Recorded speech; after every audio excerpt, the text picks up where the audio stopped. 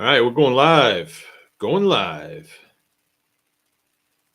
Today is the ninth day of. Is it really the ninth day? June, July.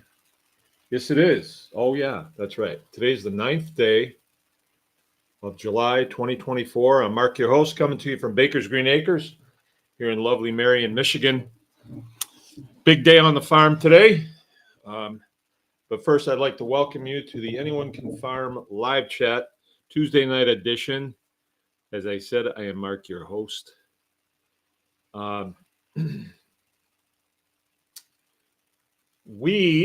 Because we have Tribe Day coming up this weekend, we were not going to butcher chickens this Friday because we're going to be having fun. And so we had to schedule a day midweek, or not quite midweek, but it was Tuesday. So we butchered chickens today. So it was a big day. And we also went last week, Saturday. Well, it wasn't last week, it was Saturday. 4th of July was Thursday. So we couldn't very well butcher on Friday because that requires people to bring their birds to us the day before. So we rescheduled for Saturday, and we had a big day Saturday, and then we had a pretty good sized day today, like over 200 birds to butcher. But I got quite the crew. Yeah, it was well, I didn't actually help today because I was preparing for Tribe Day. So I'm busy doing all that stuff. Let's see, my thing's a little out of whack here. There, the stars and stripes there. Right there. There you go. And so I was busy getting things cleaned up, mowing, getting things moved, milking this morning. And so it was just a really action-packed day. I just came in, jumped in the pool, got kind of cleaned off, and here I am. So it's been quite a long day for us. We started, 8 o'clock this morning. Got up usual time, about 6:30ish. So the sun's up then, and did our usual thing. So life is good here. Life is good. One of our friends, and he is a tribe member, he's on here all the time, by the name of Keith Sutton, fell off of a structure the day before yesterday, and he broke 5 ribs. And so I heard from him yesterday. He was kind of sounding a little weak, and I left him alone today, but I just texted him to find out how he's doing. So, okay. He's saying, I had an MRI must be, last night, and doctor see me. I do not have to have surgery. I have to, oh, come on. I have to wear a brace, and I may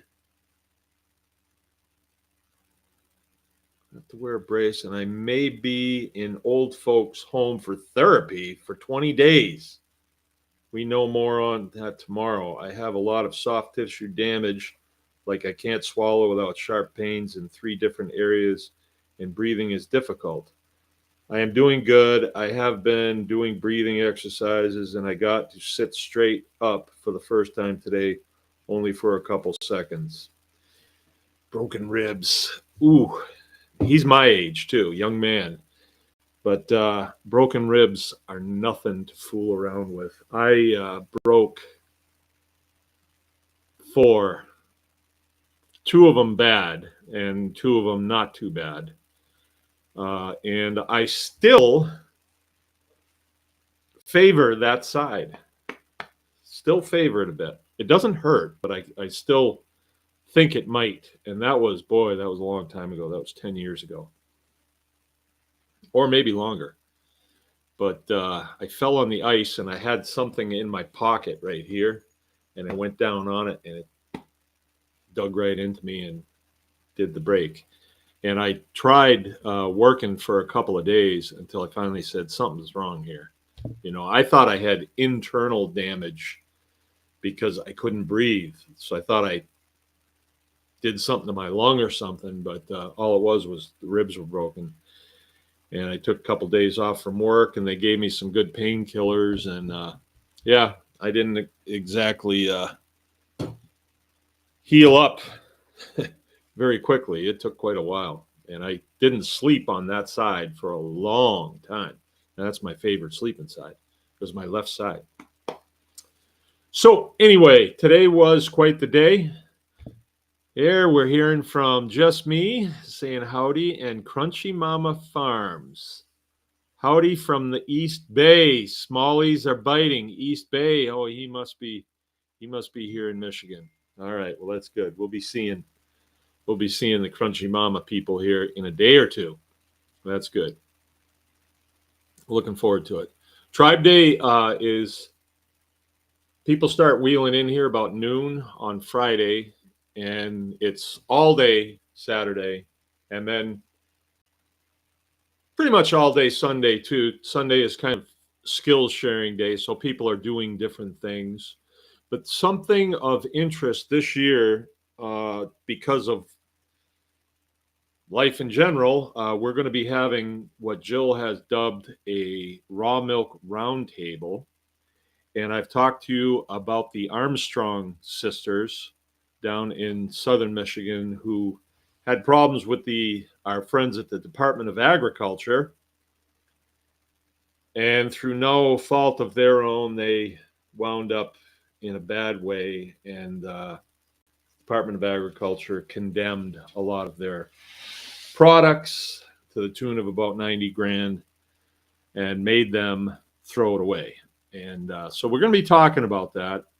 I've been kind of counseling with her a little bit here and there. And so I know more about it that I'm letting on. I know quite a bit about it. And so those of you that come to Tribe Day 3, Sunday, we'll be having the roundtable at 10 o'clock. And pretty much we want to outline some things about raw milk. We also want to talk about another subject that's come up. Last week, the Supreme Court ruled on what's called Chevron deference. And I don't know everything there is to know about that. I tried to educate myself on it today. There's not a lot of information out there because people are not really willing to say what the Chevron deference has done to American public. But it was 1984, and there was a ruling made at the Supreme Court level that when, this is my best understanding of it, when departments, and I'm not sure if it's at the state level or the federal level, but the federal level is the one that kind of sets the tone for what the departments are going to do. And our good friends at the United States Department of Agriculture have really overstepped their bounds. And they've been somewhat protected in doing so because they come up with a rule and then they say, this is how we're going to proceed. That is not, I repeat, not consistent with the Fifth Amendment to the U.S. Constitution. Fifth Amendment says life, liberty, property, which is our process, protected under the due process of law. So if they come up with a good idea, like we all need to kill all of our chickens, let's take that to court. Let's talk about that. And then we will not be deferring to their experts for testimony. They can bring their experts, but we can bring ours too, right? So it's not the slam dunk that they've had for 40 years. And what it's led to is departments that are unelected, and politically motivated, ideologically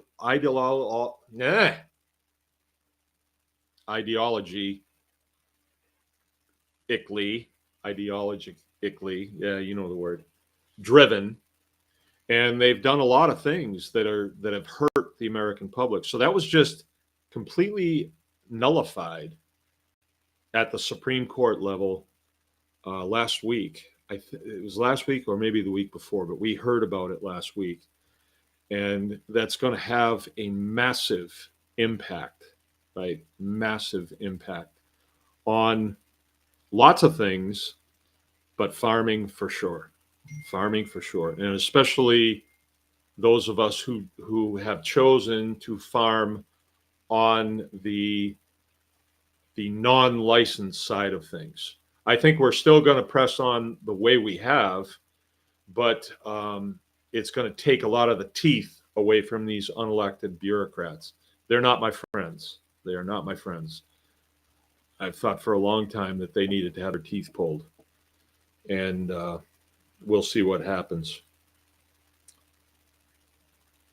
All right. Well, if we could all keep Keith in our prayers, 5 broken ribs is going to be difficult for him. It's going to be very difficult for him. So let's keep him in our prayers. He's come a long way.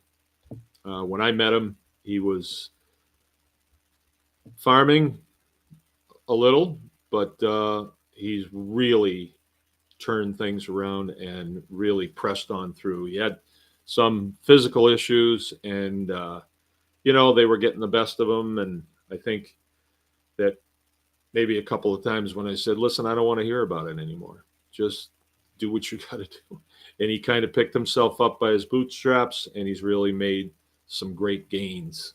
Great gains. So, falling off the roof of a truck box can put a damper in your day. Sure can. So he's had a little rough luck, but he'll recover. He'll be fine. Give him a few months and he'll be recovered, and he's just going to have to take it easy for a while. So I bet he's probably listening to us tonight. Are you here, Keith? We want to see you. Huh. My screen here is slightly different tonight. Usually I have a counter that says how many people are on, and that is gone. That is strange. I've never really trusted it because we seem to, I don't know. That whole view count thing is beyond me. But anyway, I've been having some thoughts lately, and as we're approaching Tribe Day, I'd like to get those thoughts out. Tribe Day was an idea, and I think this is going to be our 4th year. And so it would have been quite a while ago. Some friends, actually the Stumpos, we were sitting in here in the winter, trying to get through the winter. And I think we were probably eating hot dogs or something and, having lunch, just goofing off, just talking and stuff. And I believe it was Amy that came up with the idea. It would be nice to have a farm weekend that's set up sort of like a Bible camp, if you've ever gone to, or a revival camp or something like that. And I wound up going to one of those when I was probably about 28 years old. And I had the time of my life. I was a counselor for kids. And I wound up going for 3 or 4 years before I rotated out of that base. And I just had a great time. And it would be, a week long camp. And we would do, games and campfires. And then there was study time. And then there was like a tabernacle time. And they would bring in a youth pastor to talk to the kids. And it was just a really nice time. And you're eating 3 meals a day as a group or a cabin, there was different cabins. And yeah, it was really fun, really fun. They had a pool there, and it was just a lot of fun. And then in the evening, we'd have canteens, so you could go and you could buy candy and stuff. And then we'd play hide and seek or capture the flag, or had this other game they used to call Bible Smuggler. We used to play, and that was one of my favorites. But anyway, she mentioned that, and I kind of like, yeah, it'd be all right, yeah. And lo and behold, her and Jill kind of masterminded it. And the first year, I would say we had 60 people. So there would have been 30 adults and 30 kids. That's probably fair. And then the second year, there was probably 120. So it doubled. And then last year, it was up around 200. There was a lot of people. And it didn't go the way it had the years before, because people were coming in, instead of showing everybody showing at 9 o'clock on Saturday, people were straggling in 10, 11, whenever they wanted to, and then they would come and go. A lot of them we didn't know, and there was a lot of unattended children that were wandering around, and teenagers too. And that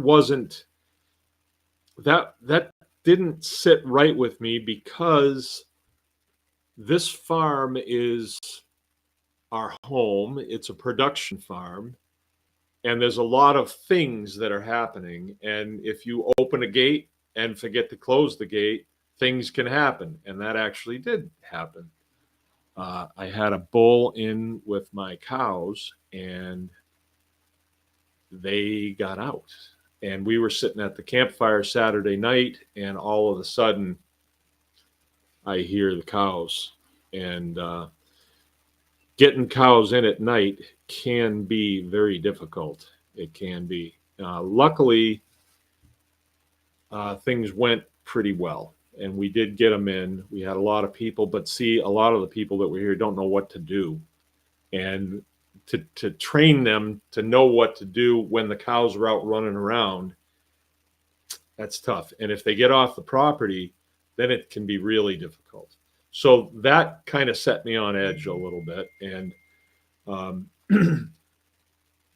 I thought, no, this is too big. There's too many people I don't know here. This would be fine at a campground, or a fairground or something. But at our house, not so much, and then there was kids in and out of the house the whole time. And I didn't like that, because we have, there's things, there's knives, there's matches, there's guns. And I just felt very unsecure about the whole thing. And so this year, to be perfectly honest with you, I was advocating, hey, we did it 3 years. That's fine. Let's call it good. I don't want to do it again. It was stressful, and but that was the stress on me. It was on me and Jill. And when we heard the chatter about Tribe Day from people who participated, we thought, oh, we can't not do this. There's people looking forward to this, and it's the high point of their year. And actually, it's somewhat the high point of my year too. So we just made some adjustments to it. So we boosted the price of it for the 3 days, and we did not advertise it all that much. I did here, but most of you are, tribe members anyway. And if you're going to come, you're going to come. If you're not going to come, you're not going to come. So this year we have 40 adults signed up, and 30 children. So that's 70, it'll wind out topping out at about 85 people. And by the time all of our people are here, so 100 people, which is a lot of people. There's going to be about 15 families that are camping over at the campground. Last year it was like 25, and there was really not enough space, so it was pretty tight. And so we backed it down a little bit and we lengthened the time, the blocks of the instructionals. So people who are in the tribe that want to share what they do and do a teaching session, they've volunteered. We hook them up a little bit with some cash to make it worth their while to come, and that all comes out of the proceeds of the tuition for Tribe Day that people are paying. Plus, we pay for the food, a lot of the food, and porta potties and sundries, various and sundries. When everything is said and done, it's about a wash.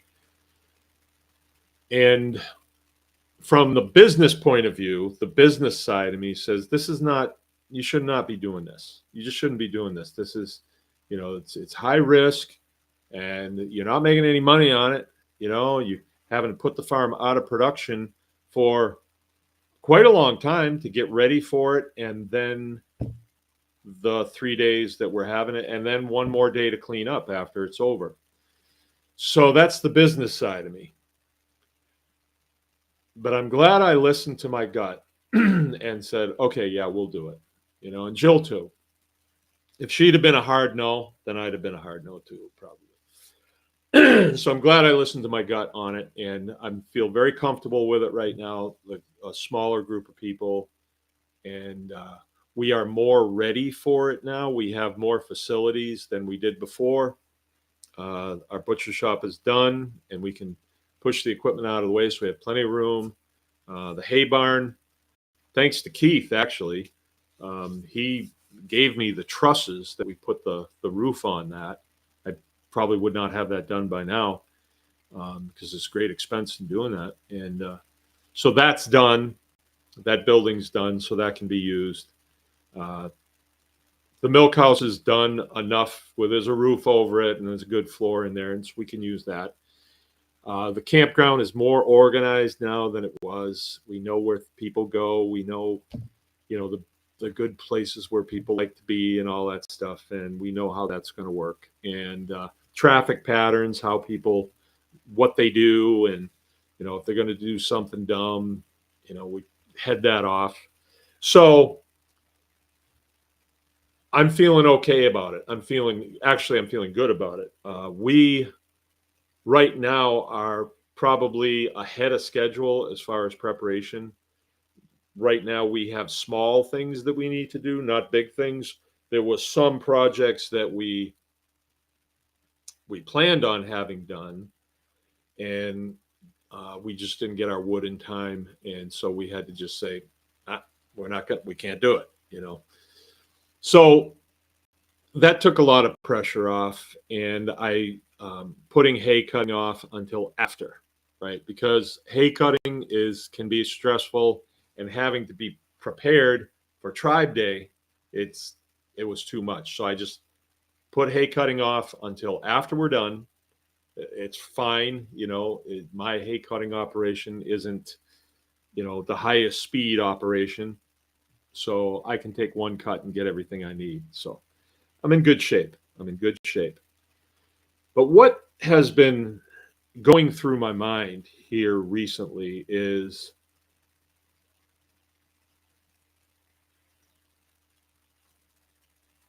questioning our drive to live the way we live. I've been questioning that, like, why are we doing this? There's great jobs out there for somebody like me. And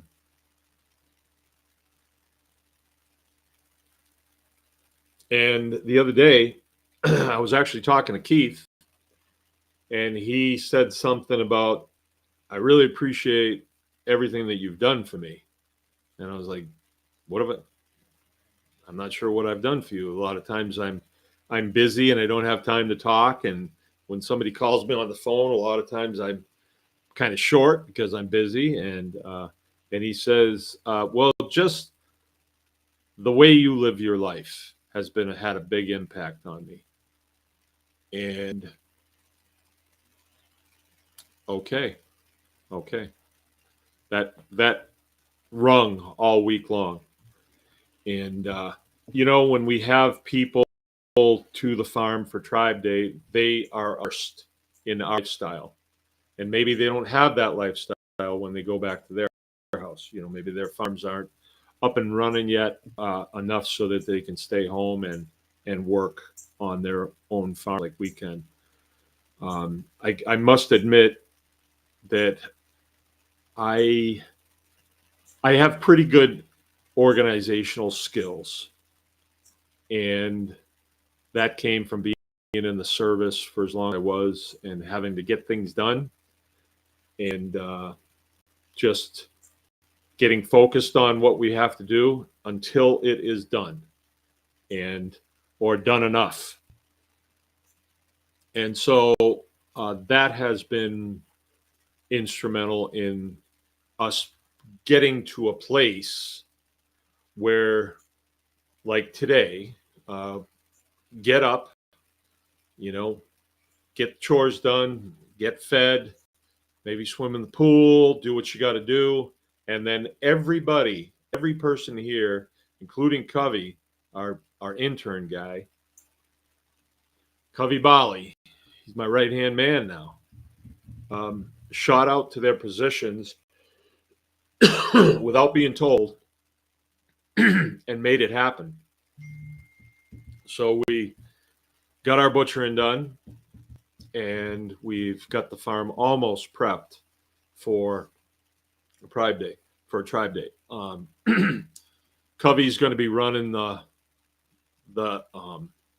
cafe this year, so it's his baby. I mean, I'm stepping away from it. I'll help you if you need to hook up the 3-burner stove or something like that, but he's got it, and I am sure that he's going to handle it just fine because he works in the restaurant business at his regular job.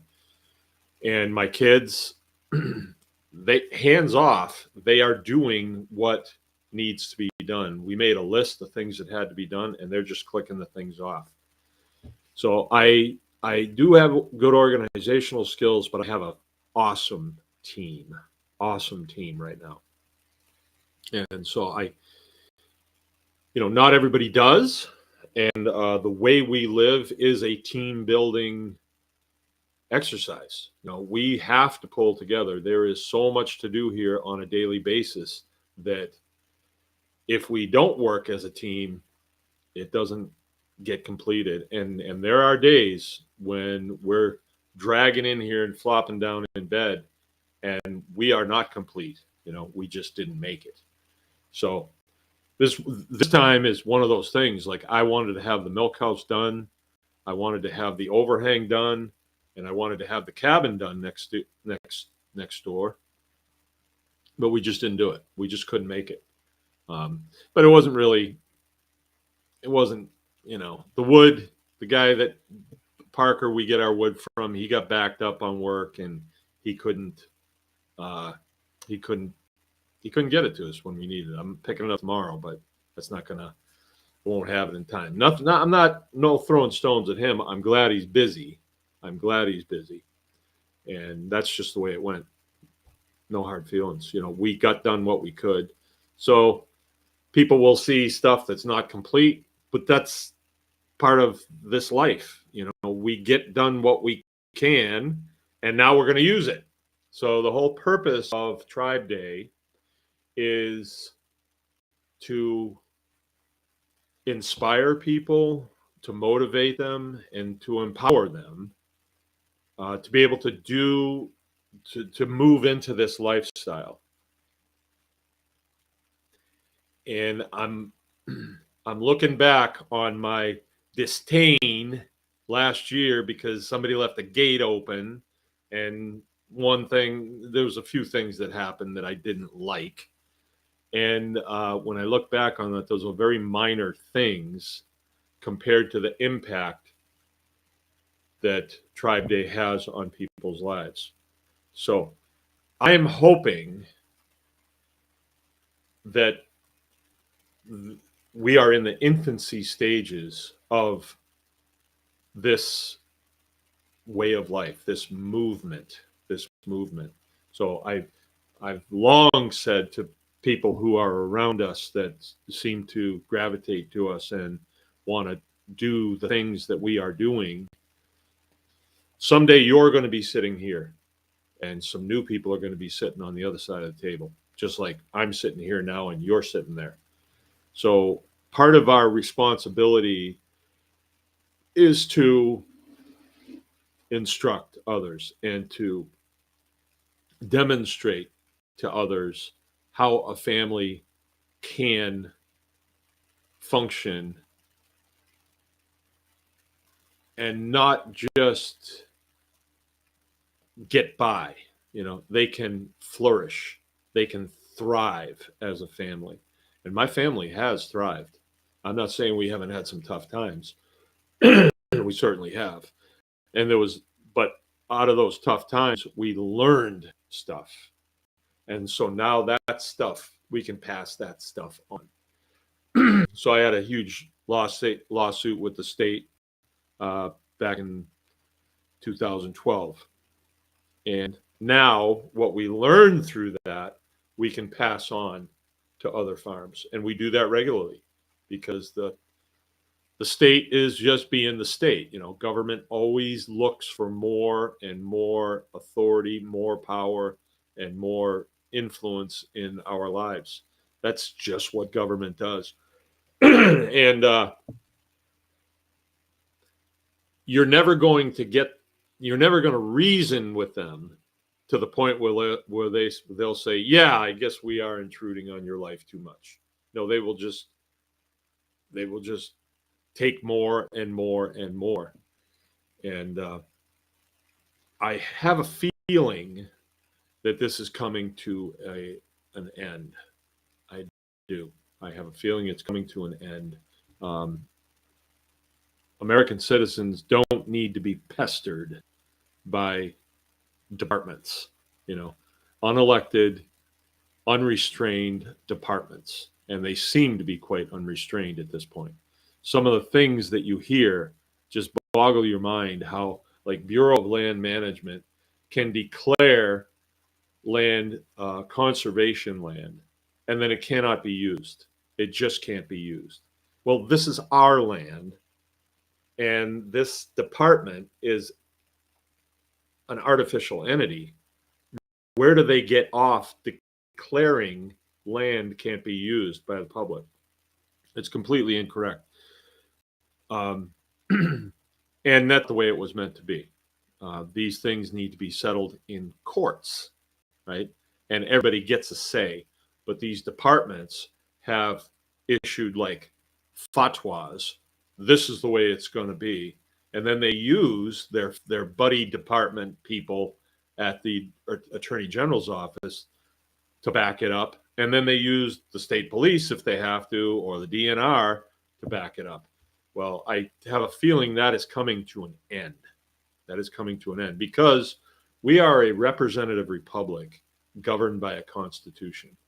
And we have, for a long time, operated and claimed the Constitution, and we get left alone. But I don't think that should be on the citizens. The citizens should know that, but I don't believe that the department should routinely operate in an unrestrained manner, right? And they seem to be untouchable. That's not true. They seem to be, but that's not true.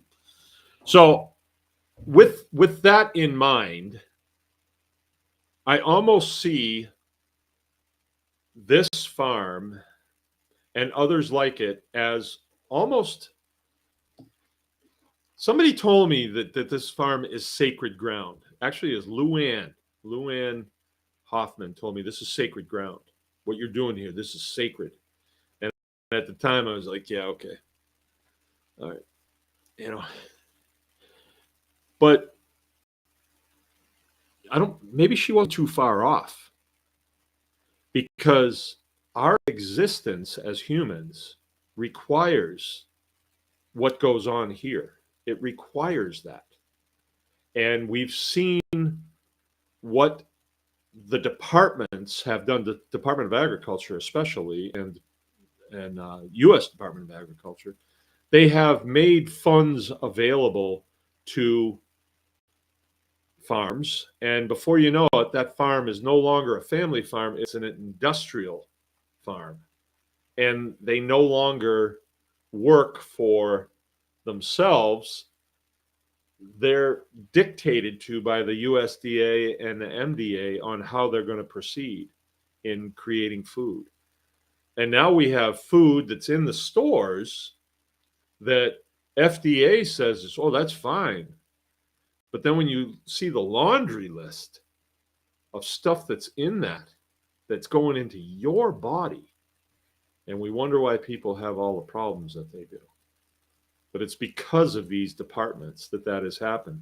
You know, you get somebody in a department, and they're there for a little while, and then they leave that department, and then they go to work for a chemical company. You know, it's the revolving door thing. That should not be happening. Everybody knows it's incorrect, and it has led to the rise of the industrial oligarchy that we kind of have going on now. You know, you cross paths with a Monsanto, you're looking at deep pockets there if you cross paths with them, and that's shouldn't be. You know, if we're on private property and we're doing things that are legal, that should not be. But you cannot turn to the state to defend you; they will pile on, right? And that should not be. And I believe that coming to a close because the powers that be realize that industrial agriculture, it ain't working. It ain't working. And in other countries, there's been shakeups in agriculture, big shakeups, and I think we may be in line for one here. And I think one of the factors that is driving this is we went off the gold standard in 1971. So the dollars that flow into the coffers of the USDA that they dole out as a carrot for you to do it their way, they're not real. It's not real dollars. I mean, it spends like real dollars, but it's not backed by gold. I can't see a reason why the USDA should have a budget at all. You know, they really are in place to brief the president on what our food reserves are and how agriculture is going. But they've gotten into the business of writing regulations and then enforcing their regulations, and that's not good. It's not good because the tendency for them to write regulations that benefit people unfairly is there. You know. So anyway, could it be that this is sacred ground? I wonder. I get the feeling that maybe it could be, and the mission is a sacred mission because why would I have done this for 20 years? How do I possibly keep my nose to the grindstone doing this when there's been so much opposition, and because industrial agriculture floods the market with cheap food, it's been a tough go, right? Why will people spend, 59 cents a pound for chicken at the store? We can't produce it for 59 cents a pound. They can't either, but they operate off of subsidies. Well, I don't get subsidies, so it's never been an even playing field, and I think that's coming to an end. That's my gut feeling. And let's say that were to happen, and a lot of these great big mega farms that are in debt way over their heads, and that land winds up going back to the public, and you have smart young people in their 30s that say, I'd like to farm. They're smart. They get a lot of energy. Who's going to show them how to do it? You know, Who's going to show them how to do it? So maybe something like a tribe day could bring in people in their 30s or 20s, and they can see it happening around them. All these balls that are up in the air. And I'm here, I'm cool as a cucumber because I know this group's fed, this group's fed, this group's fed. I looked at their fences, I've cruised through here. I know things are up to speed. I'm good. I'm good. I can mow the lawn in peace. But though all those balls in the air requires some finesse, and it requires experience and organizational skills and tenacity. I mean, because you don't get it organized at the beginning of the week and think that, well, it was organized last week. How come it's not organized now? You got to continually, straighten the forks in the silverware drawer. They don't just stay straight. You got to continually keep it up. You get good at it after a while, and you don't always have to go there to make sure that things are the way they're supposed to be. You can observe the animals. How are they acting? Are they acting like business as usual, or is something going on over there? Are they getting organized over there? They're trying to bust out. Excuse me a second. I'm gonna take a slug of water.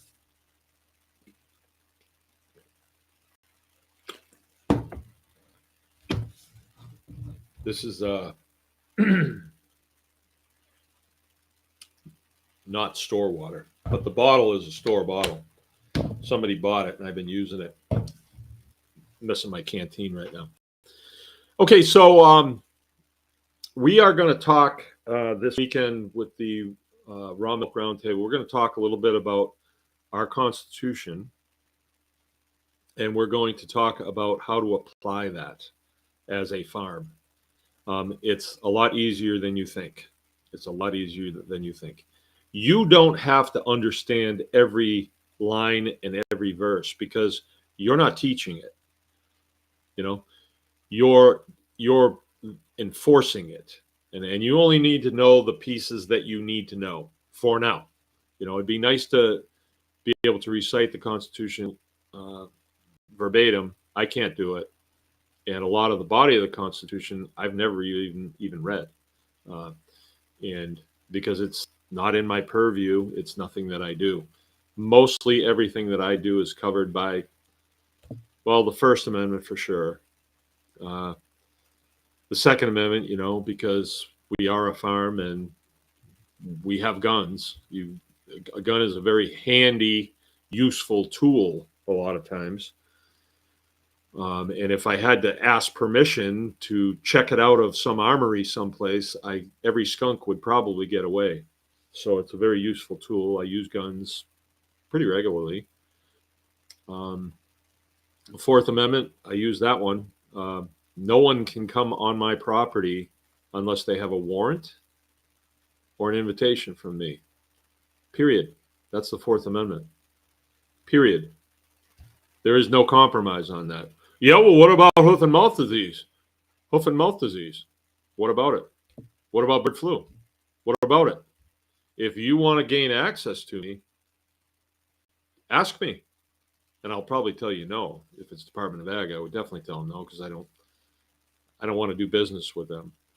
But we're going to explain how that works and how we have used that. And we're also going to explain the Fifth Amendment, which is a very handy amendment. I know a lot of people think it's the right to not give testimony against yourself. That's true.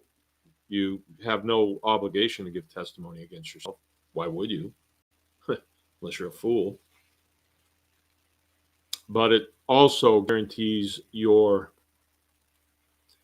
life, your liberty, and your property is governed under the due process of law, right? So someone can't arbitrarily, arbitrarily decide to take your life. No, that would not be good. Under the due process of life of law, your life could be taken from you, though. That's for sure, because we do have capital punishment in this country, and certain things that you do require payment of the ultimate sacrifice, your life. And I'm all for that. I think people that do heinous crimes should be executed. I don't think we should spend a whole lot of money to keep them alive. If you can't let them out because they'll do it again, and it's that bad, hey, that's a behavior issue. We don't have to do that. But our property is our property. That's the nature of the United States, is private property. Right? There's such a thing as public property, for sure. Public land, just to myself, there's 500 acres of public land. And I don't like it when guys go in there and shoot guns and do stuff, because it makes me a little nervous. But they have the right to. It's public land, right? I can go over there and do stuff too if I want to, but I got my own private property, so I generally don't. And then process. My process belongs to me. And so long as it is not illegal, right? Like if I just claim, well, my process is robbing banks, that doesn't wash. That doesn't make sense, because there is a law against armed robbery, right? So you can't do that and say, well, it's my process. No, but if I want to raise chickens and butcher them, that's mine. Hands off. Nobody can regulate that. Nobody can regulate that. Same thing with our raw milk, and everything else that we do here is legal. The Department of Culture would love us to be in a contract with them so they can look over our shoulder, and then we can say that we're licensed through the state. Yeehaw. Wow. That'll help you sell stuff. You're licensed through people that never even come to the farm. You send them money, and they send you a little thing in the mail. That ensures safety every time, right? It's a racket, is what it is. And I'm hoping that somebody sues them now for racketeering. Yeah, I don't have time to do it. Maybe Aaron could do it. He's pretty articulate. All right, so Aaron's saying, can't wait. It's going to be a great weekend. He's going to be doing a post and beam demonstration. The Barn Geek, right? The ghost is with us. Making your living as a taxpayer is like trying to tying a brick to your ankle while running a marathon. That sounds a little defeatist there, Ghost. I mean, there's a way. There is a way. You can find a way. I was talking with a young guy last night. He grew up on a big farm east of us, big one. It's one of those ones where it's like they're milking all around the clock, and they got like 50 Mexicans working there. And he grew up there, and that was one of the first farms I ever went to when I first moved here. I was helping a guy deliver chemicals they used there, and I was blown away when I went in there and saw how many cows and how many people were milking these cows. It was unbelievable. But his dad sold the place, got out of it. I don't know his dad, but he brought chickens here to be processed, and he talking to Parker about farming, this type of farming. And he had a lot of questions, because him and his wife, they want to get a piece of land and be sustainable and, make a living, kind of like we're doing. They like the look of the lifestyle. And I noticed that he had a lot of preconceived notions about this type of farming. And, a lot of those preconceived notions were why it won't work. And my attitude is, when you run into something like that, like when I was working at the power plant, I was paying taxes, and it was really sickening how much tax you pay and how little you get back in return for that taxation. But still, I advised him to keep your job, keep your day job, put in your 40 hours, and then you work weekends and nights, just like it's a part-time job, building your farm business until you're making as much at your farm business as you are working for he works for the county, the road commission, grading roads and stuff, which is not a hard job. You still have plenty of energy when you get home, and then you can work until midnight and, press on. And that's how you do it. That is how you do it. It's going to take, for sure. There is no magic wand that we can wave. No, and the USDA is not going to loan you money to get going. And by the way, you got to pay that back. Just because you get a loan for a bunch of money doesn't mean it's a gift.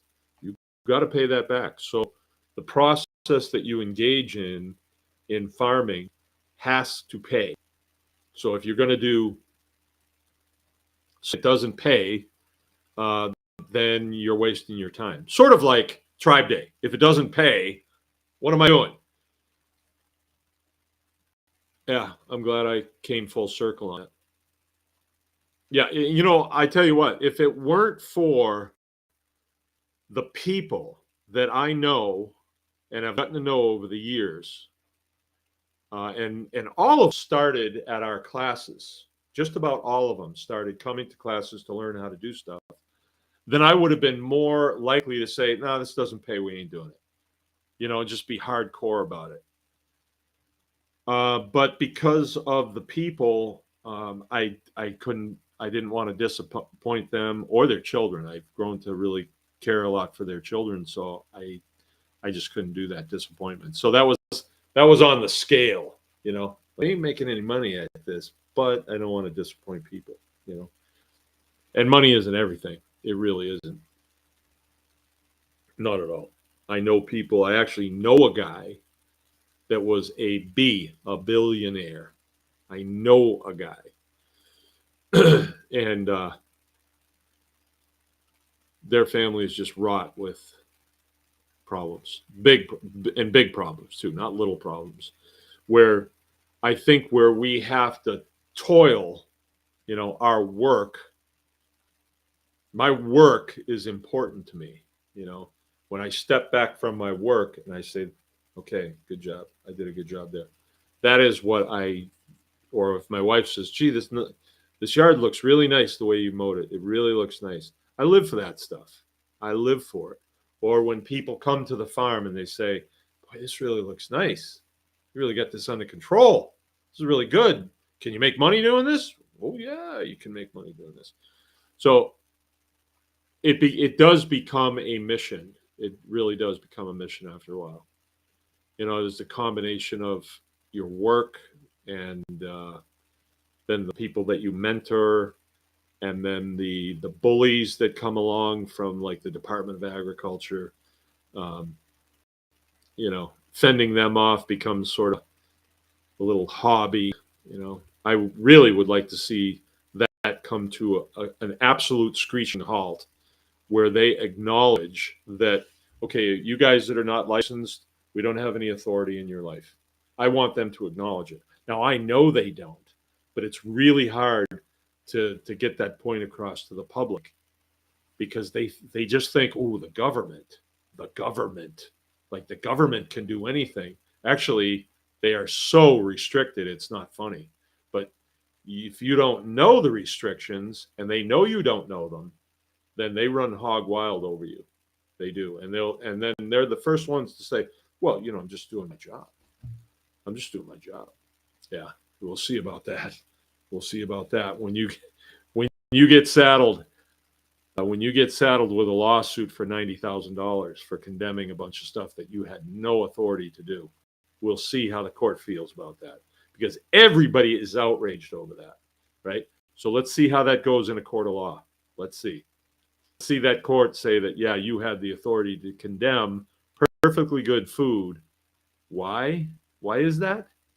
We'll see. All right, let's see what we got here. McKenna Hicks, can't wait to meet you all in person. Oh, McKenna Hicks must be coming to Tribe Day. Okay, I guess we haven't met. Well, yeah, it'll be fun. The high point is I don't know what the high point is. we have this kind of little tradition. There's a group of girls, and they're all like, the oldest has to be 10, and they all kind of run around together. They're in the pool, then they're petting calves, playing with goats, and they're all running around together. And they run around so much. Some of them sick to their stomach. They run around so much, and they all sit together when they eat. And one time, a couple of years ago, one of them said, "Will you take us for a Jeep ride?" And it started out with two of them. And I got an old Jeep, so I run around the farm with them, give the kids a ride.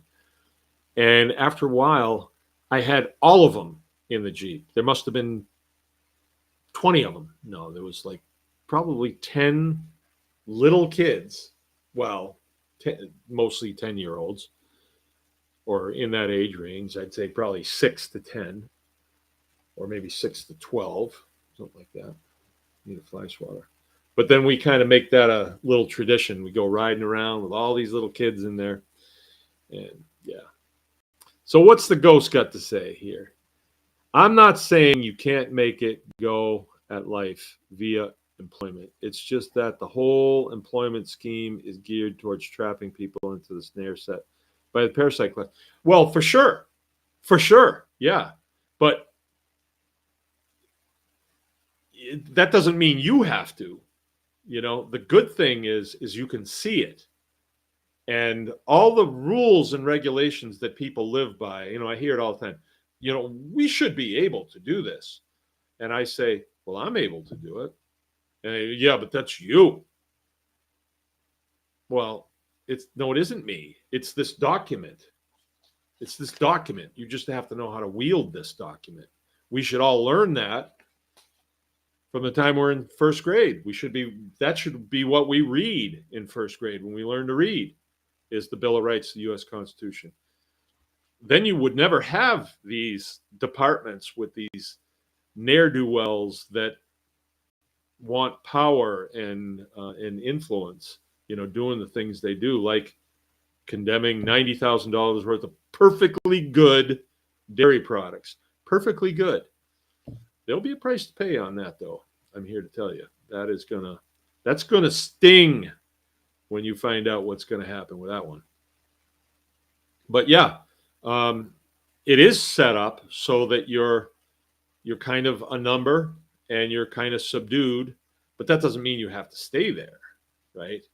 So I got a good example just in my life when when I was new in the Air Force. I got stationed in Japan at Yokota Air Base, and I would work my Air Force job during the day. And I think I got off at 4:30. 4:30. And you make enough money to get haircuts and cover your rent and uniforms when you need them. But you're not saving money. You're not putting money away. There isn't any by the time you take care of what you need and maybe go out to eat once, or I don't know what my expenses would have been back then. But I went over across the field, of course, across Yokota Field, and there was what they call an aero club. So there was an old World War II hangar, Japanese. And we had taken the base over after the war. And guys who wanted to fly like Cessnas, little single-engine airplanes, they kept them there. And it was a club. So some of the airplanes were owned by a club. I think they had probably 6 airplanes. And so I was an aircraft mechanic, and I'd gone to school for it and everything. So I went over there as kind of nosing around, and, hey, you interested in working? And I was like, yeah, what's the pay? And it paid pretty good. So I had to put an application in, and then I had to okay it with my squadron to work over there. And I was supposed to just be part-time. But I tell you what, there was so much work over there. I would get out of work. I would change my uniform, change out of my Air Force uniform, and put on my Aero Club uniform. and then I'd be over there until midnight. And I was doing that 4 nights a week, right? And then the fifth one, I'd be like, no, I can't. I got to go home. I'm going to be in some serious trouble here. And so I would go home, but I was making really good money there. And I saved it because I knew once I rotated out of overseas, I was going back to the States and it was going to be the same old. And I didn't want to stay poor as an airman. So, I was able to kind of get ahead doing that. And I've always done that. I've always worked 2 jobs.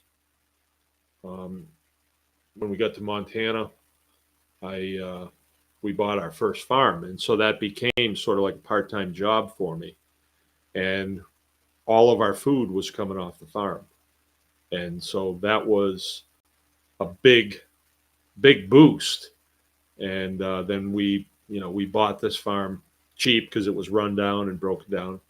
And when we got ready to leave there, it was up and running, and there was some pretty good facilities running there. So I made quite a bit of money on it, and that was what got us here, right? So you can do it, but I don't think that, like, if everybody that is working at a factory isn't paying taxes, you're all in the same boat. And rents would be higher, and going out to dinner would be higher, and movies would be higher, and everything else. So don't think that that the bear isn't going to catch you. What I mean is, like, you don't have to outrun the bear. You just have to outrun the next fattest camper. That's all you have to do. So just do a little extra until you get used to that, and do a little more, and then a little more, until you're doing a lot extra. And you'd be surprised how much you can do, how much you can put up with, how little sleep you can get by with, and how sharp your brain becomes because of that. You can really do a lot more. I work long days. And I mean, it's not like there's not days where I quit at 5 and go fishing, but then I'm getting home at 10:30 anyway. So it's sort of like a long day. Don't buy food that has USDA or USDA organic symbol on it. Yeah, I never would anyway. That's a scam. It used to be organic. All you had to do was get a pair of Birkenstocks and a ponytail. But now you got to go to the government and say, can I be organic? And they say, oh, you want to use our word. Okay. Sign right here in this contract. See? You don't need that word. You really don't need that. Not the level that we operate. You want to be selling to your neighbors, your friends, and your enemies. You want to be selling this precious food to them. When people start to figure out why their kids are sick, why they act like morons, well, they've got all kinds of conditions that they have names for now. Oh, I'm lactose intolerant. Oh, I'm what's the other one that's big? Lactose and gluten. I'm gluten intolerant. Oh, okay. I'm both. Oh, well, my feelings are hurt. I can't eat Lunchables. My feelings are hurt. Now I have hurt feelings too. So when people start to figure out, we have mothers that come here all the time, and I hear the same thing all the time. All the time. There's no way we can eat out of the store. There's no way, So once they find you, then you've got a commodity that is precious to them. Raw milk, precious to them. You don't need organic stamp on there. You call it whatever you want. You're private. See, there's something that people need to get their head around. You can be operating in the public if you want. If you want to have a restaurant in town, that is in the public, right? You're serving the public. That means there has to be oversight. And usually it's the health department. Where do they get their guidance from? Michigan Department of Ag. Where do they get their oversight from? The U.S. Department of Ag. But that could change. That could change. But if you're not in the public and you're in the private, everybody that comes and shops at my store, we know them. They've come and they've signed up. Most of them are raw milk customers. So they're in a herd share contract. It's private. I'm not selling to the public. So that USDA organic symbol on it, it's for the birds. You don't need that. And plus, you think people don't cheat? 14 people and only 5 likes. Come on, people. Yeah, see, I don't have a counter. I don't have a counter for likes, and I don't have a counter for people. It could be 14,000 people. You never know. It could be. But yeah, give me the thumbs up and give me the likes, whatever that is. That helps with the algorithms, the creator of the internet. So I wonder if we shouldn't adopt a little bit different stance on our endeavors as far as small farmers and homesteaders. I wonder if we shouldn't and look at what we're doing as. I gotta be really careful here. I don't want to make fun of people, but you know how you hear like on Little House on the Prairie, he's doing the Lord's work. Sometimes when you hear that, you're kind of like, but this creation that I'm stewarding, I didn't create it. I'm stewarding it. And be honest with you guys, it kind of speaks to you sometimes. You kind of know what's going on before you even walk out of the house in the morning. Honestly, if something went wrong during the night, you kind of know. Yeah. So Dave's saying, oh, come on, Mark, make fun of people. No, I don't want to make fun of people. Dave, make fun of you. Okay, RPF. Up here in the Great White North, trying to farm is hard. Oh, it's hard, huh? As there is not much reprieve from taxes and the government has a vendetta against small farms. So sad to see farms disappear one by one every day. See, I don't know if that's a good idea to say that, RPF. I really don't. I think what you need to be doing is saying, kind of keep that to yourself and say, here's the way around these assholes. Here's how you get around these jerks. Here's how you deal with them. Here's the solutions to this, right? So in a way, what you've just said there, when people who are not farming read that, they think, well, I don't know if I could do it. Maybe a stud like Mark and Dave could do it, but I don't know if I could do it. You can. And this vendetta thing against small farms, you have kryptonite against them. And it's the 4th and 5th Amendment. You just have to know how to wield it. So if you spent as much time thinking about, well, how do I vanquish these jerks? How do I keep these people out of my business? What do I do? What do you got to do? Well, you know what? There's kind of a saying within military circles. If you want to live, you better start listening to people who know. And you know how they know? Because they're still walking around. Don't be listening to that guy that's laying out there in that casket, because he didn't know. Evidently, he did not know, but he thought he knew.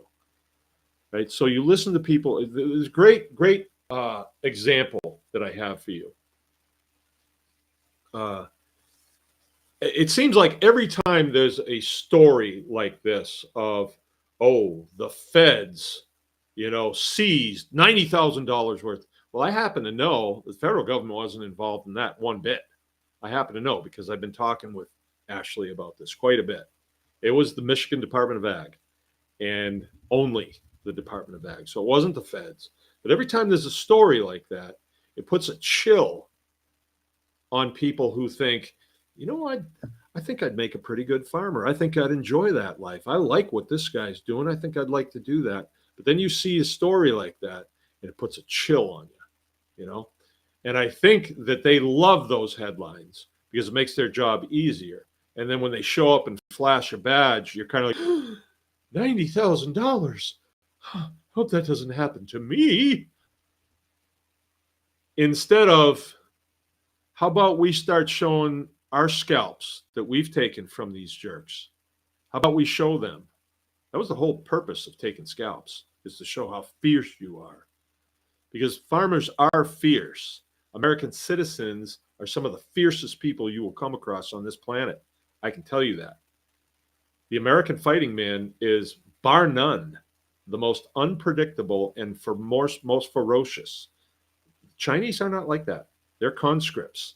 Our guys fight to get in these positions where they can get in a scrap with somebody else that they don't even know. But anyway, what was the story I was going to tell you?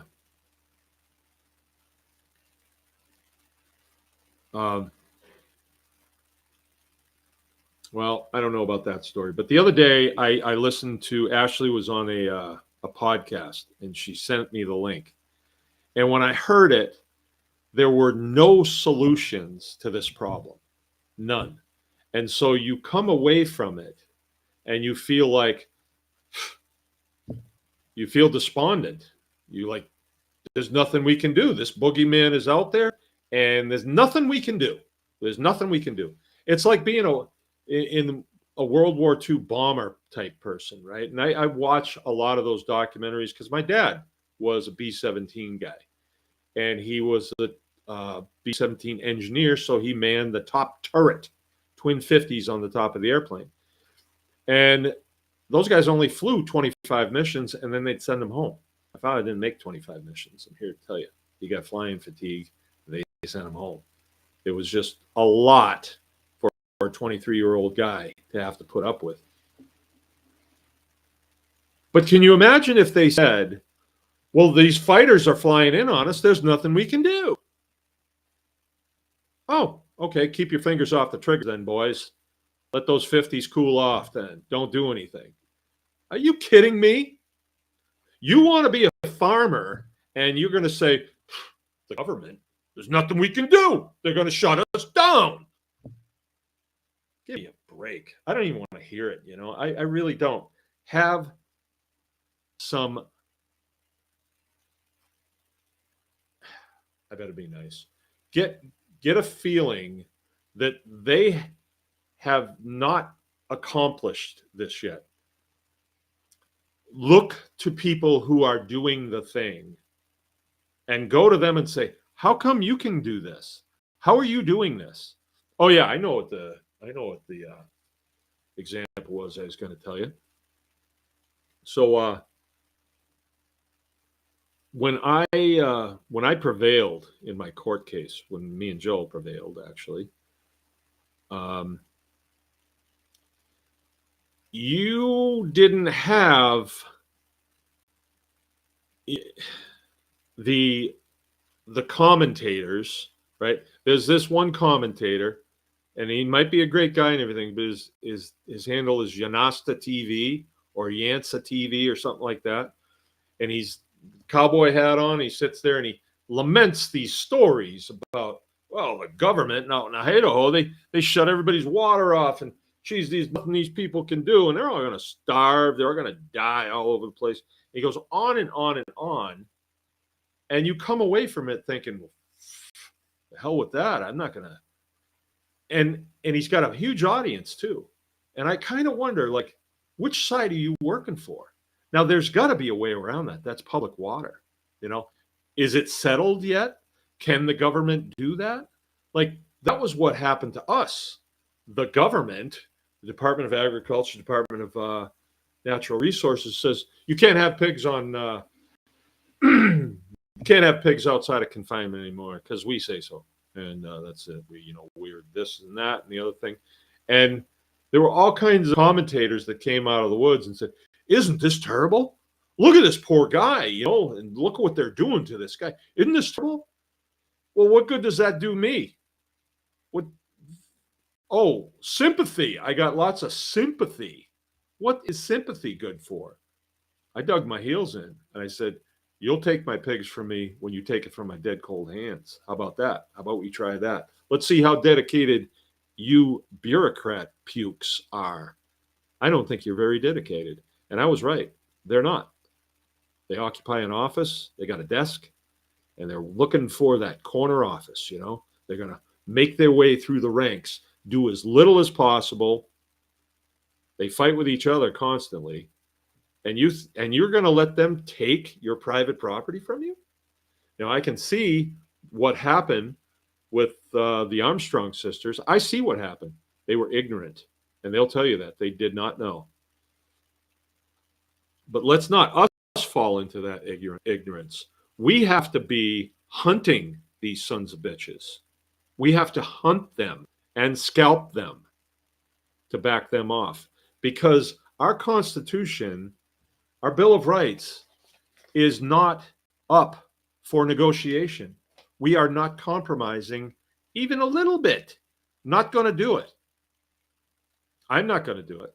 I can't do it. I took an oath to protect and defend that with my life. A guy posted this thing today, and this guy, oh boy, this guy, me and him go way back. I got a story to tell you about this guy. His name is Dave Agema. He's F4. He's a Vietnam era guy, F4 Phantom pilot, right? And I like F4s. It was one of my favorite airplanes. They're gone. They're all gone now. But and me and him were at this.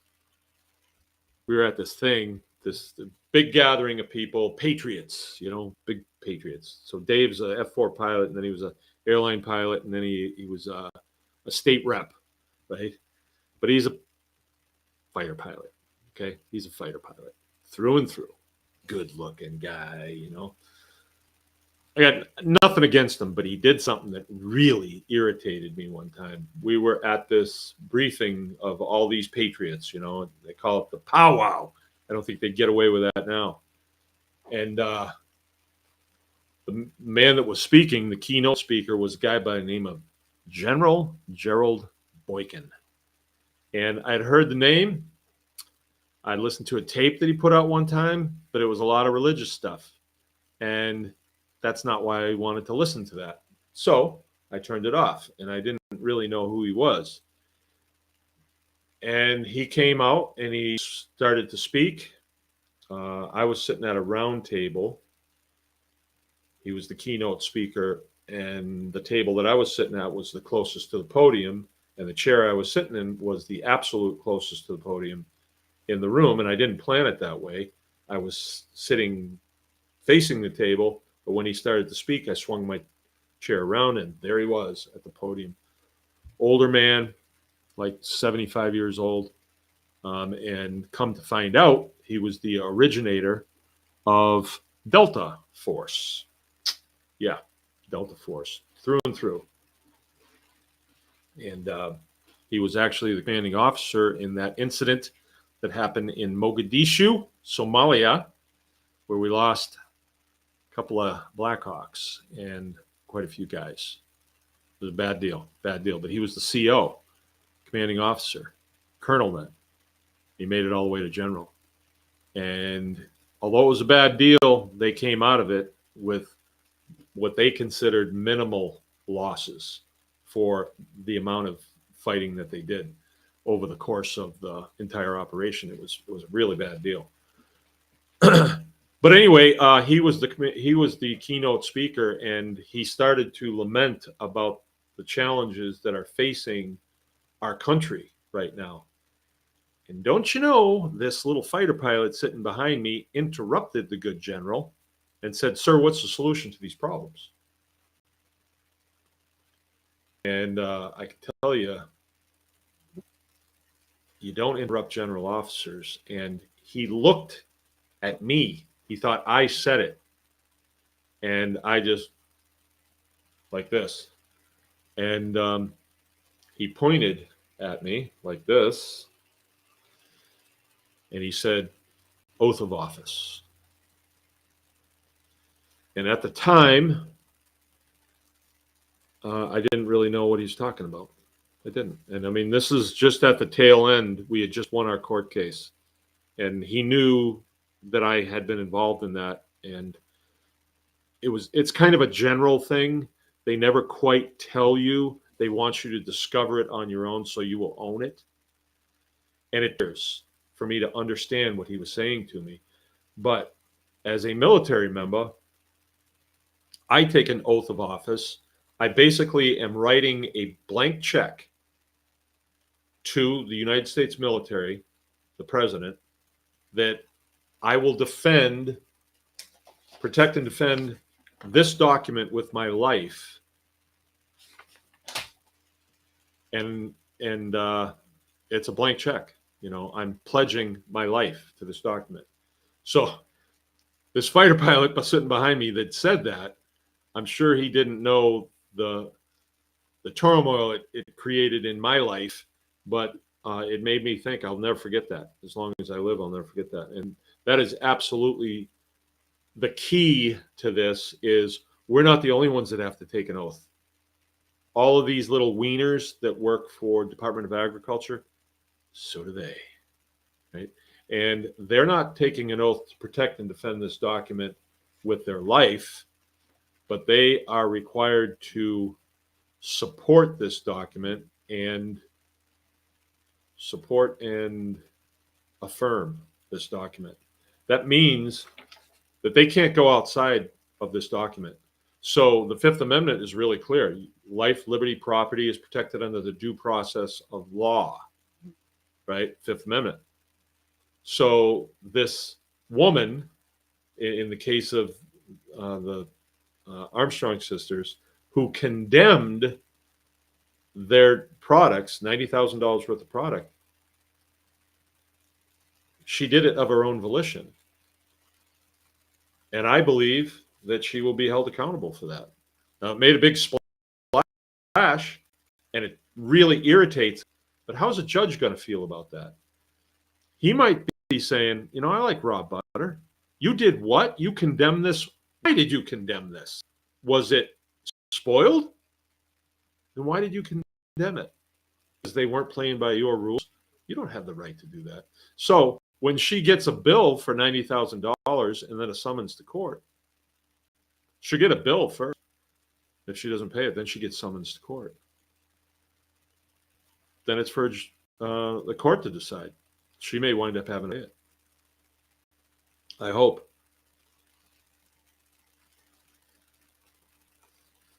Okay. No, a lot of this that has gone on, especially with farms, like this vendetta that we were, get the initials, RPF was saying, don't let that scare you. Don't let that scare you at all. What you need to do is find out how this works and then bait them in like you would a bear. And then make them pay. Make them pay, right? Because you're on private property. So, see, this is the way this works.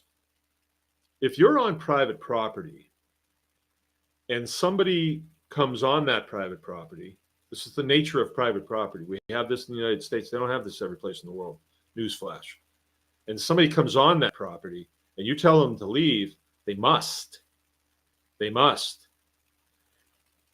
If they do not, then that is an issue for who? Law enforcement. Because that is the law of the land. This is private property. If the owners of the property don't want you there, you must leave. So this is very simple, actually, with the Department of Agriculture and Farming. It is so simple that I can't believe that I didn't discover it a long time ago.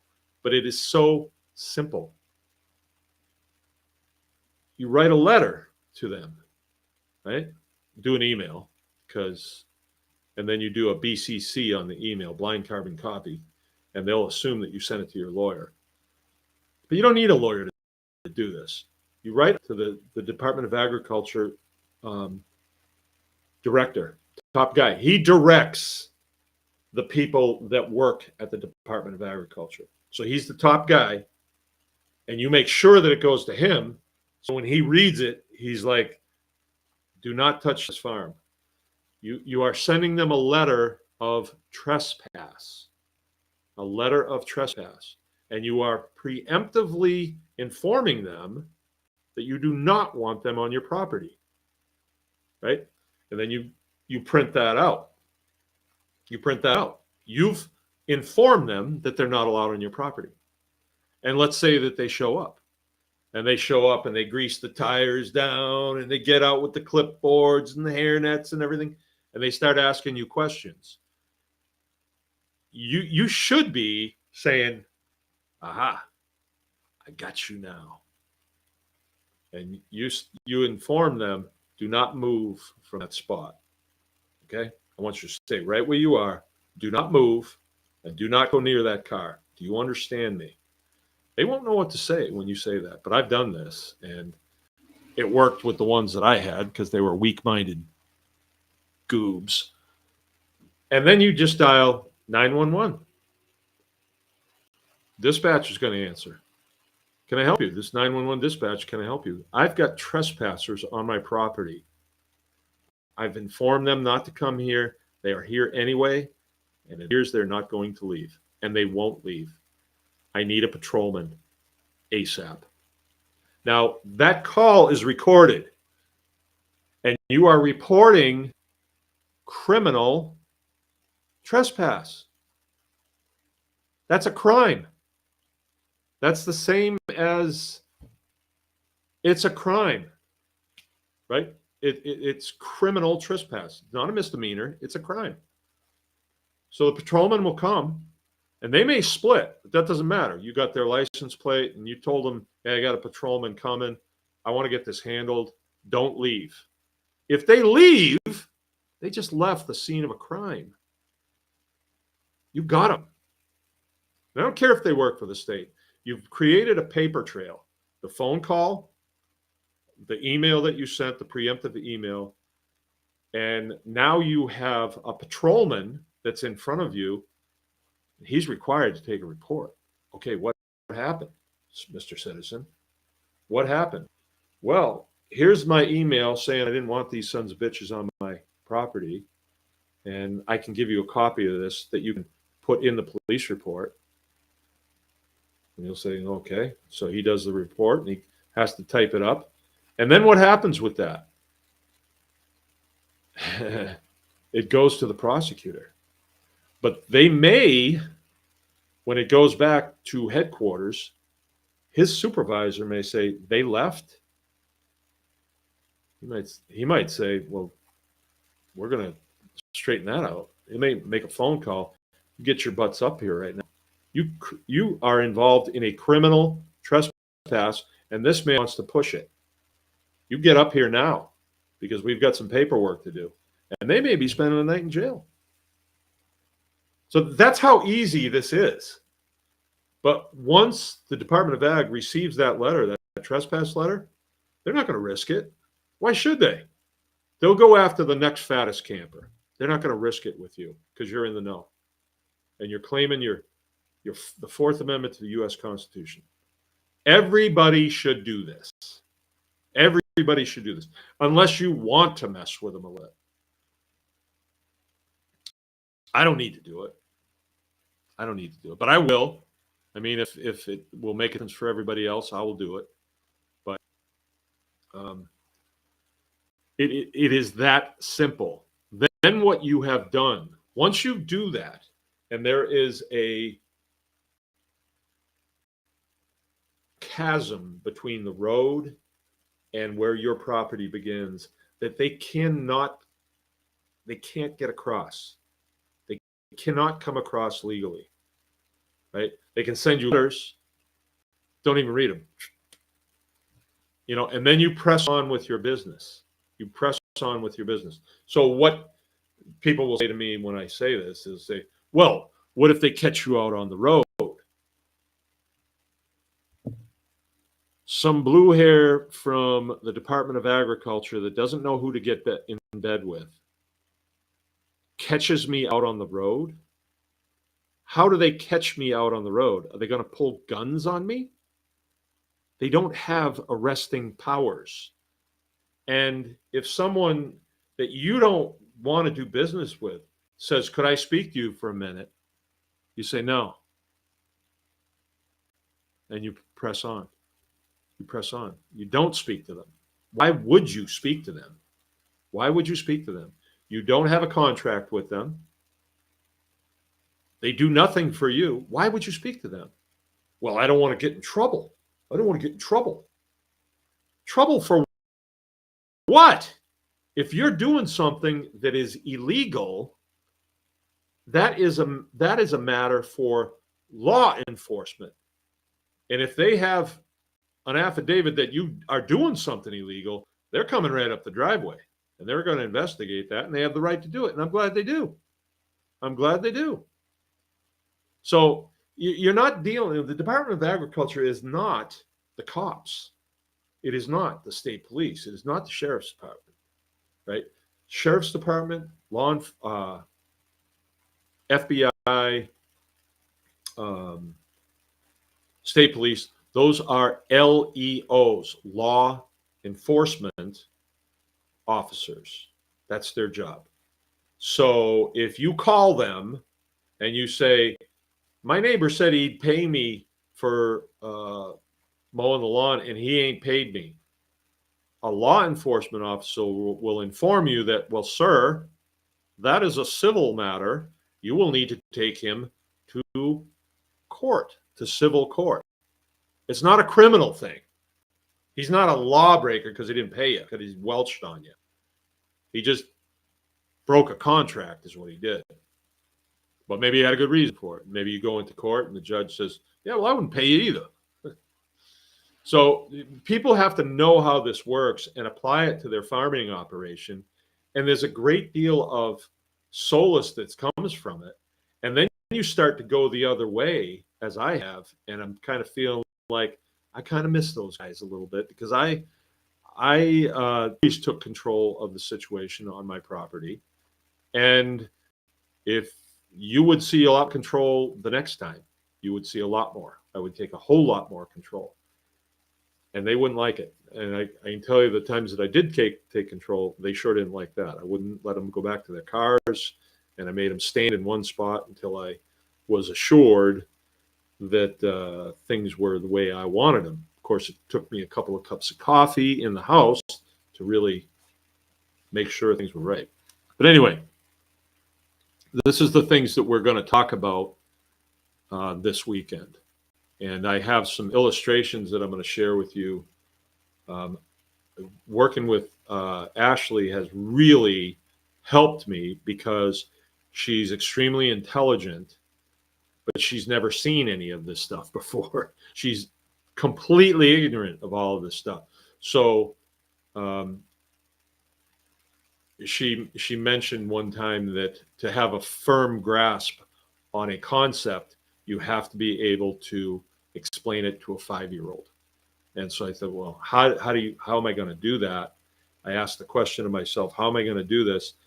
Wouldn't you know, it came right into my head. And I will share it with you guys. I'll share it with everybody. Everybody needs to know this, but I think it's going to be far more dramatic in person, you know, when we talk about this. But basically,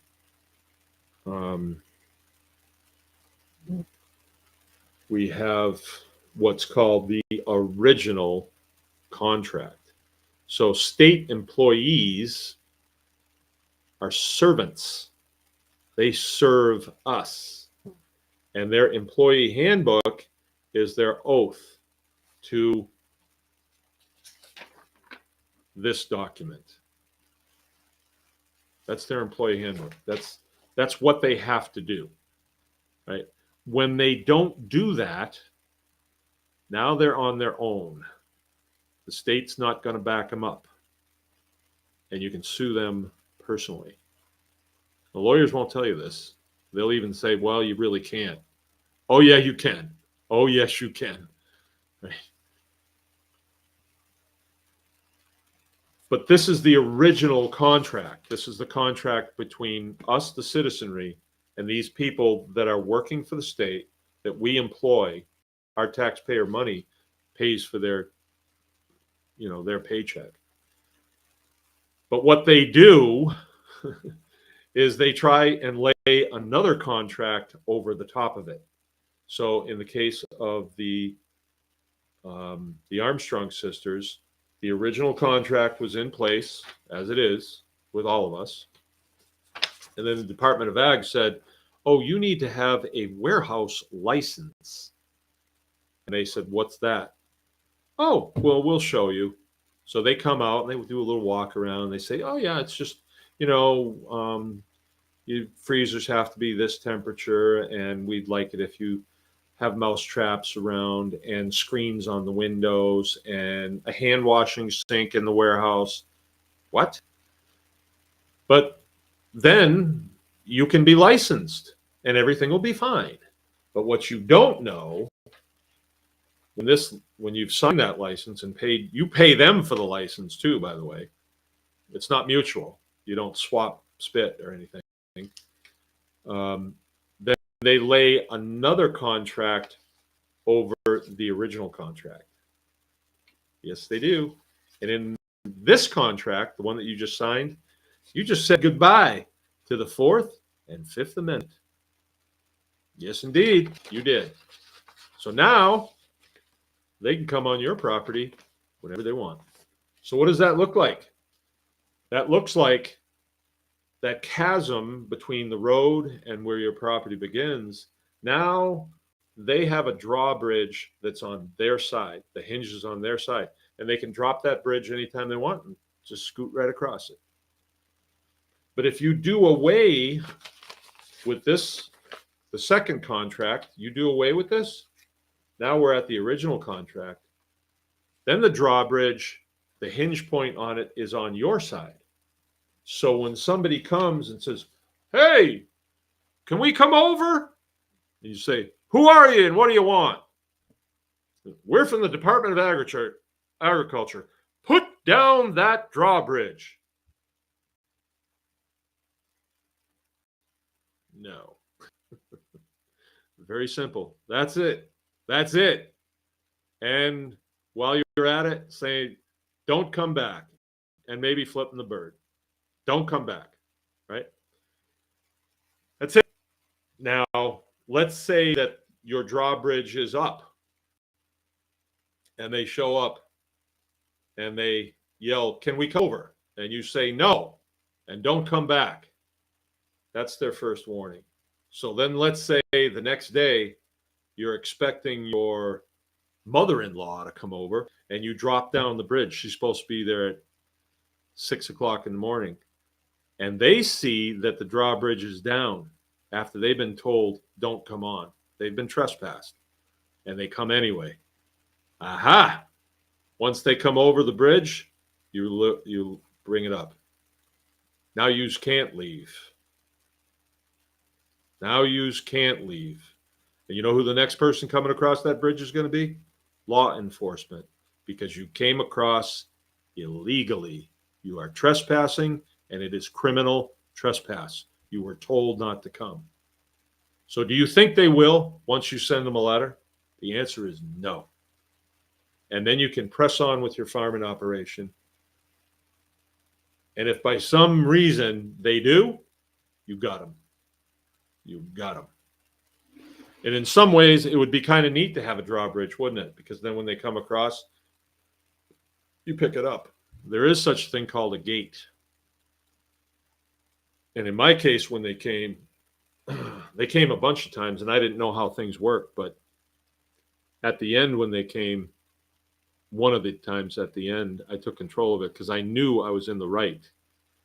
And I said, you will wait up here in the driveway and don't go back to those cars. And they didn't know what I had up my sleeve, but I spoke it like, these are not the droids you're looking for. And they didn't want to risk it. One was a homosexual and the other one was a fat slob female. And so they didn't want to risk it. So they stood there and froze until they finally, we're leaving. They got in their cars and split. And then the state police were like, what's this? What's going on here? What these people got against you? And I said, that's what I'd like to know. That's what I know. And then I gave the state police their driver's license, which I demanded that they put in my hand before I would even speak to them. So that's how you work this. I mean, private property is sacred, right? It's sacred. Just because they work for a company like the Department of Ag, you think that they have the right to come on you because you have agricultural processes going on? They have less right than the Mormons do, or the Jehovah's Witnesses or whoever. Maybe the Baptists. I don't know. The Catholics. Are the Catholics doing that now? I don't know. I shouldn't pick on the Mormons. I got a good buddy that's a Mormon. I haven't seen him in about 20 years, but we are still good friends. I love the guy. Anyway, we're going to be going through that on Sunday, and I know people will have a lot of questions, and it's sort of like playing stump the dummy. Well, what if it's the 4th of July and you're firing off fireworks and they think that they're going to be putting a fire out on your property? Those types of scenarios. And we can dispel all those because there are absolutes. And you will hear people, especially on the left, the blue hairs, they will say, well, the Constitution, it's not absolute. They love to say that. Oh, really? Then I guess we'll be shutting your mouth then. I guess you don't have the freedom of speech. Oh, well, I do because I'm pro-homosexual. No, you don't. We all have the freedom of speech. We do. You can say whatever you want, and you can be rude and everything else. You can, but you have that right. You may get your nose smashed all over your face, but you do have the right to say what you want, right? And that is a beautiful thing. Can you imagine living in a country where we're watching what's going on in this show at the White House, which I still believe it's a show. You're watching a movie. I still believe that. I'm one of those Q people that Q drops. I'm still thinking that was legit because this sure looks like a show. You can't tell me they let that guy debate Donald Trump. You can't tell me that they would let that happen. But anyway, can you imagine this show going on? But if you say anything, you could be arrested. YouTube and Facebook and all this, they are communist. They are. The Bill of Rights doesn't apply.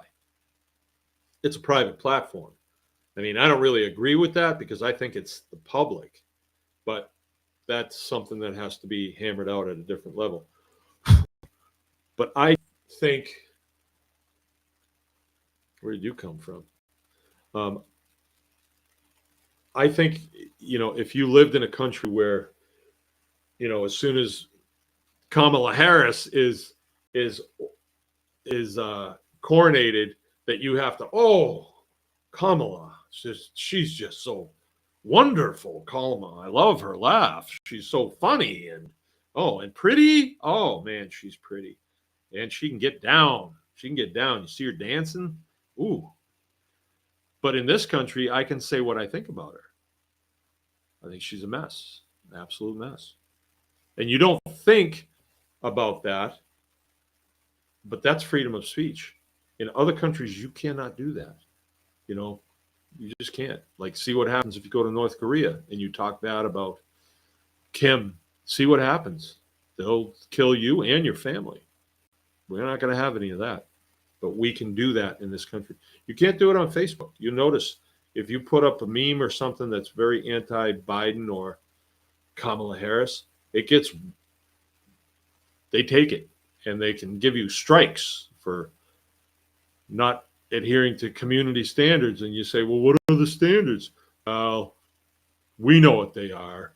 We know a bad thing when we see it, okay? So just be nice, be kind to everybody, except Christians. You can tear them apart. White Christians especially, them scallywags.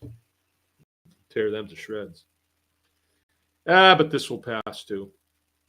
Anyway, I got to get going. I appreciate everybody. Okay. McKenna Hicks says, I agree with Keith. You've been a huge impact on the way I live. Oh, awesome. Andrew Fox. Name sounds familiar. I know a lot of people. Sometimes it slips my aging brain. Kenny Sluter was the best at that. I don't answer questions. Stumps most government workers and cops. Yeah. I've seen that guy. I don't answer questions. You don't. You never volunteer anything. If it's a traffic stop, you want my license and my registration. Okay. Don't ask me where I'm going. It's none of your business where I'm going. Don't know where I've been. That's none of your business. Don't ask me what I'm doing. Have I slept or anything? Don't ask me that. It's none of your business. Let's just keep this official. You get to see my license and registration. I agreed to that when I got this license. That book you have to study before you take a test. You're agreeing to stop when those lights come on. You've agreed to that. If you do not have a license plate and you do not have a license, you've not agreed to anything. And so you might just continue to drive, right? Eventually they'll stop you. They might shoot your tires out, but then you say, I don't have a driver's license. And I think that gets kind of interesting when you don't have a driver's license. I haven't done that yet. I just haven't. But I don't have a license for my butcher shop. I don't have a license for my store. I don't have a license for the cafe. I don't. And it's private property. I don't need a license to do that. I mean, most people would think you do. Like if you call up the health department and you say, well, I'm having an event this weekend and we're going to be selling food. Oh, you got to have a license for that. And we're just the people to sell it to you. So we'll come down and tell you exactly what you got to do. And then we might even stop in to make sure you're doing it. And if you ain't, we'll make you throw all the food away. We'll show you. We're the health department. Yeah, you work for us. That's the way it is when you get in a contract with them. The contract is always lopsided. Yeah. Okay, I gotta go. Kenny Sluter. Okay. I'm gonna get going. I hope to see as many of you as possible. Tribe Day, and the next time that we'll be talking with you will be. I think we have a consulting call tomorrow night. I'm not sure. If we do, I will be here. Okay. I'm not sure which week it is, but we'll see. We'll see what happens. Okay. And then we'll see you next Tuesday.